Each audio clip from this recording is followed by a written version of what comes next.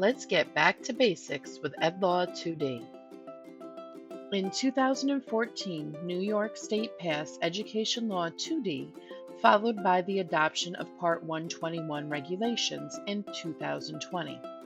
The purpose behind EdLaw 2D and Part 121 is strengthening data privacy and security in New York State educational agencies to protect personally identifiable information of students and teacher-principal information related to APPR.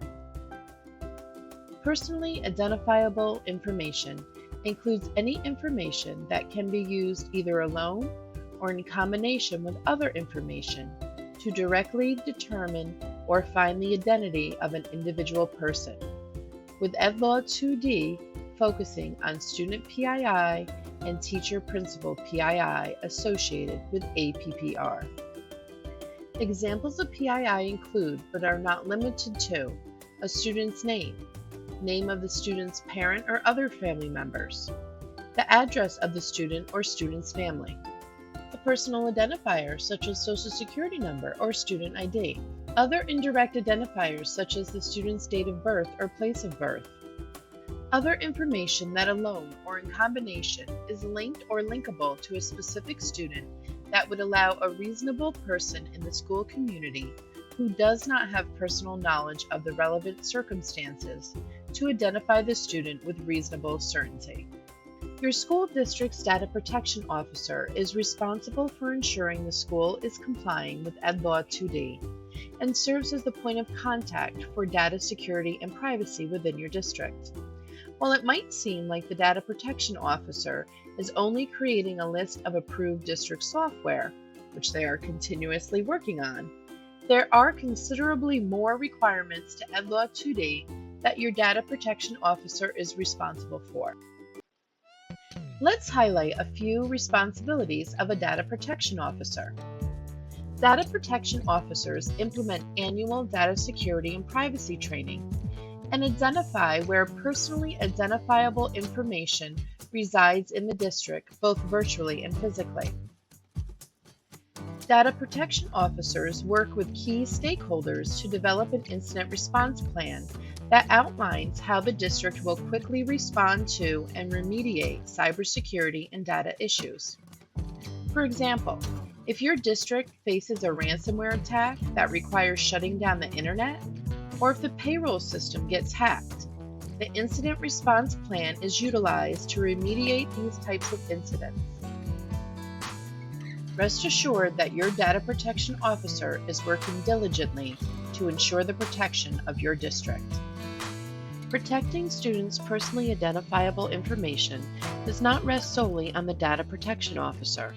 Every employee of the district is responsible for protecting students and their data.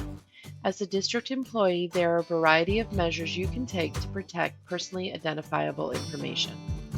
For starters, make sure you are only using district-approved software. Districts need to know what software is being used in the school and what data elements the software is collecting. Using software that has not been approved by the district puts the district at unexpected risk. If the district does not know what it has, how do they know how to protect it? Check in with your data protection officer to obtain the approved software list and inquire about the process for requesting new software. Don't forget, free software is also included in the district-approved software list. Free software always attaches a click wrap agreement that users need to approve before they are allowed to use the software. Checking off that box that says you agree to the terms is electronically signing a contract. Be mindful of the information you are putting in emails and check with your DPO to see if your district has secure email or secure file sharing, which encrypts the information being sent. Be careful about the information you have lying around your classroom or being displayed within the school environment. When you leave your classroom, make sure your computer is locked and be mindful of the information that is visible on your monitor that individuals could view as they come in and out of your classroom. It's a new school year, which means it's time to create a new password. Passwords provide the first line of defense against unauthorized access to your computer and personal information. The stronger your password, the more protected your computer will be from hackers and malicious software. Having a strong password is an essential piece of protecting data, student data especially. When creating your password, make sure you are not using personal information or common words like password. Use passphrases, substitute letters for symbols, mix upper and lowercase letters, and use numbers. Construct passwords that are easy for you to remember, but is hard for someone else to figure out. Whenever possible, use multi-factor authentication, MFA, as it requires more than a username and password, thereby reducing the likelihood of your password being compromised. MFA requires 2 or more pieces of information for a user to log in. The 3 most common authentication methods are something you know, like your password, something you have, a code that is sent to your phone, or something you are, such as a face scan. Keep the passwords you use at work separate from your personal passwords, and don't use the same password on multiple websites. If you use the same password for multiple sites and a hacker figures it out, you now have a problem. While it's okay to share your summer vacation photos, please don't share your password.